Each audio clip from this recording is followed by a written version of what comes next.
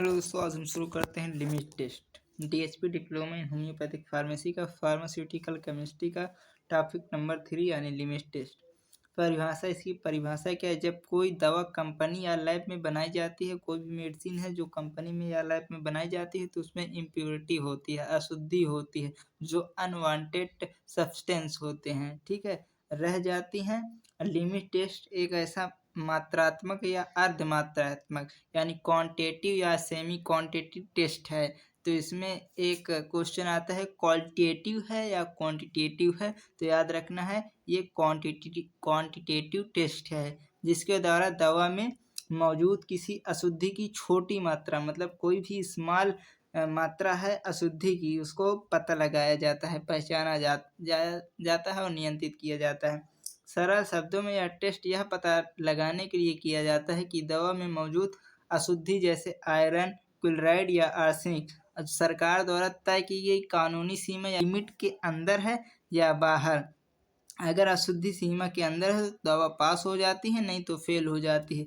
तो limit test क्या है? ये एक क्वांटिटेटिव या सेमी क्वांटिटेटिव टेस्ट है, जिसके द्वारा जो दवा में छोटी इम्प्योरिटी को पता लगाया जाता है। तो देखिए, हम सबसे पहले देखते हैं क्लोराइड का लिमिट टेस्ट, जो कि मोस्ट इम्पॉर्टेंट है एग्जाम के लिए। क्लोराइड का लिमिट टेस्ट फॉर क्लोराइड, यह परीक्षा में सबसे ज़्यादा पूछा जाने वाला बेसिक लिमिट टेस्ट है। सिद्धांत क्या होता है? सबसे पहले हेडिंग डालेंगे यहाँ पर, सिद्धांत यानी प्रिंसिपल। यह टेस्ट घुलनशील क्लोराइड यानी NaCl ले लेंगे, ठीक है, और सिल्वर नाइट्रेट यानी AgNO3 ले लेंगे, ठीक है, के बीच होने वाली रासायनिक प्रतिक्रिया पर आधारित है। जब ये दोनों हल्के नाइट्रिक एसिड यानी HNO3 की मौजूदगी में मिलते हैं तो सिल्वर क्लोराइड AgCl का सफ़ेद धुंधलापन या अवक्षेप बनता है, ठीक है। इसका रासायनिक समीकरण देख लेते हैं। देखिए, यह टेस्ट घुलनशील क्लोराइड यानी कि NaCl हमने ले लिया, ठीक है, उसकी क्रिया हमने किससे करा दी? AgNO3 किसकी उपस्थिति में? HNO3 की उपस्थिति में। तो हमें क्या प्राप्त होता है? AgCl प्रेसिपिटेट यानी अवक्षेप प्राप्त होता है, प्लस और क्या प्राप्त होता है? यहाँ पर जो NO3 Na के साथ चला जाएगा यानी NaNO3, ये हमें प्राप्त हो जाएगा। ये आपका समीकरण हो जाएगा, ठीक है ना।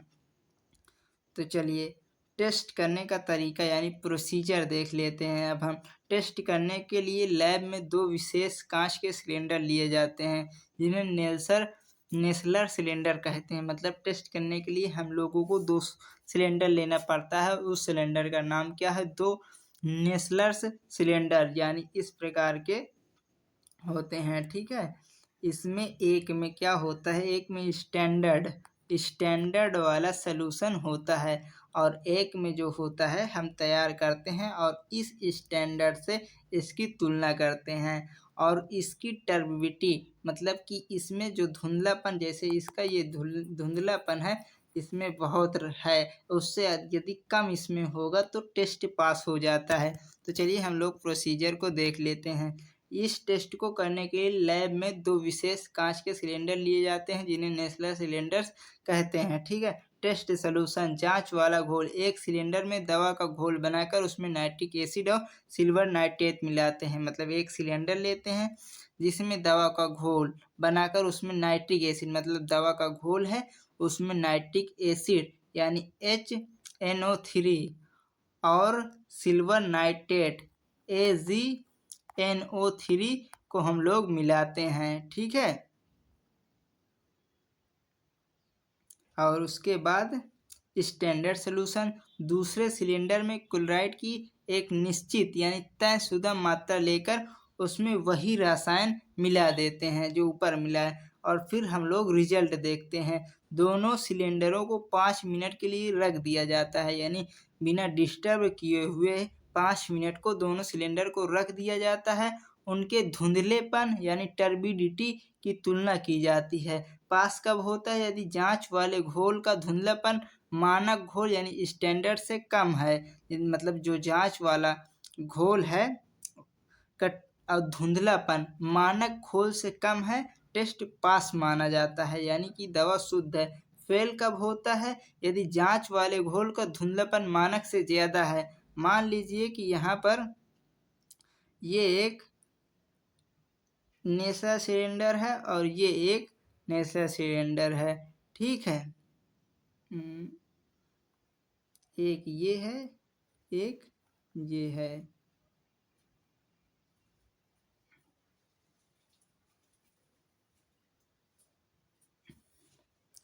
और मान लीजिए ये वाला स्टैंडर्ड है, ये वाला स्टैंडर्ड है। इसमें देख लीजिए, ये मान लीजिए एक सॉल्यूशन है और इसमें जो है अभी जो हम बना रहे हैं इसमें ये है, मतलब इसका धुंधलापन इससे इससे इसका कम है तो टेस्ट पास हो जाएगा। यदि इसका ज़्यादा हो गया इससे तो यानी कि टेस्ट फेल हो जाएगा, ठीक है। अब हम लोग देखते हैं आर्सेनिक के लिए। आर्सेनिक का लिमिट टेस्ट यानी लिमिट टेस्ट फॉर आर्सेनिक, यह टेस्ट आपके लिए सबसे महत्वपूर्ण है क्योंकि आर्सेनिक एक बहुत ही खतरनाक अशुद्धि है। इस टेस्ट को करने के लिए एक विशेष उपकरण का उपयोग किया जाता है जिसे गुटजिट उपकरण गटजिट अपरेटस कहते हैं, ठीक है। सिद्धांत प्रिंसिपल क्या होता है इसका? दवा में मौजूद आर्सेनिक को पहले रासायनिक क्रिया द्वारा, दवा में मौजूद जो आर्सेनिक है उसको रासायनिक क्रिया द्वारा आर्सीन गैस में ASH3, ठीक है। जो दवा में मौजूद आर्सेनिक को पहले रासायनिक क्रिया द्वारा आर्सीन गैस में बदला जाता है। यह गैस जब उपकरण के ऊपर लगे मर्क्यूरी क्लोराइड AgCl2 के ऊपर से टकराती है तो उस पर एक पीला या भूरा दाग येलो या ब्राउन बन जाता है। नतीजा रिजल्ट दाग के पीलेपन की तीव्रता की तुलना मानक यानी स्टैंडर्ड दाग से की जाती है। यदि टेस्ट वाले पेपर का पीलापन कम है तो दवा पास मानी जाती है। स्पेशल परीक्षा वाले नोट्स जिन्हें आप लोगों को ध्यान में रखना है। लिमिट टेस्ट दवा में अशुद्धि इम्प्यूरिटीज की सीमा जांचने का टेस्ट। लिमिट टेस्ट क्या है? दवा में इम्प्यूरिटीज यानी अनवांटेड सब्सटेंस को जांचने के लिए जो टेस्ट होता है सिंपली वही लिमिट टेस्ट होता है। इसमें लिमिट टेस्ट में नेशनल सिलेंडर, जिस नेशनल सिलेंडर को किसमें उपयोग किया जाता है? क्लोराइड है, सल्फेट है, आयरन। इनके लिमिट टेस्ट के लिए हम लोग नेस्लर्स सिलेंडर का उपयोग करते हैं। ये कांच का बेलनाकार बर्तन होता है, ठीक है। और गटजिट अपरेटस केवल आर्सेनिक के लिमिट टेस्ट के लिए, मतलब याद रखना है गटजिट अपरेटस जो है आर्सेनिक के लिमिट टेस्ट के लिए इस्तेमाल होने वाला अपरेटस उपकरण है। और क्लोराइड टेस्ट प्रिंसिपल, देखो क्लोराइड लेते हैं, सिल्वर नाइट्रेट लेते हैं जिससे हमें सिल्वर क्लोराइड का सफ़ेद धुंधलापन AgCl मिलता है। और इसका नियम क्या है? टेस्ट धुंधलापन रंग जो है वो कम है स्टैंडर्ड का धुंधलापन या रंग से तो टेस्ट पास हो जाता है।